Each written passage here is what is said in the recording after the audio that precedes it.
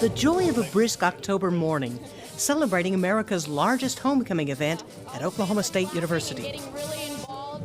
I love this time of year.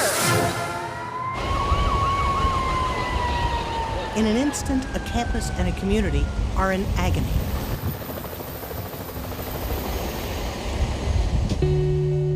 Pete's Pet Posse is the nation's most comprehensive university pet therapy program. And on October 24, 2015, they were put to the test when a car careened into the crowd, killing 4 people and injuring scores of others. I didn't recognize how great they could be until the response to the tragedy, because you can't put a specific value on what they accomplished and what they did. We're on campus all the time, so it was a natural extension of why we're here. That week was a different type of stress. It hurt. It hurt that week, and people just needed the dogs. He makes us feel safe. I don't know, there's just something about dogs that they just kind of take all your stress away. The enormity of it was, it touched, pretty much everyone you talk to. We were told to be at the police station the next day because they had been active at the crime scene, accident scene, and then they had been at the ball game the entire night. I remember some of them looked a little glazed over. There were some that just immediately came straight to the dogs.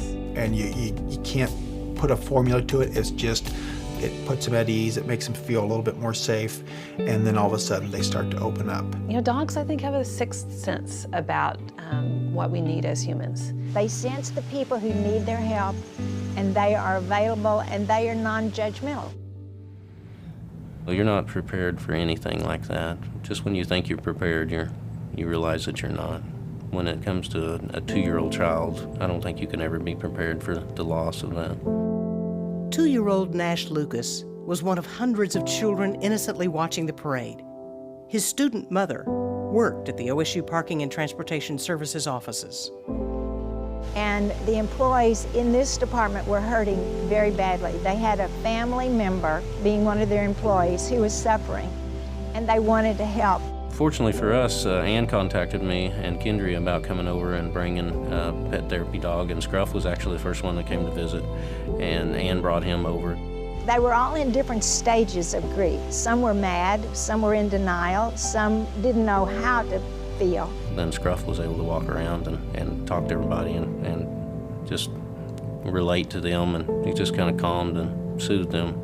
So what I've learned is they have an innate sense of what is needed at the moment. Honestly, I think they can sense when somebody needs some attention, just like they need attention. I think they can sense when people need attention, and they go to them and they're just there for them.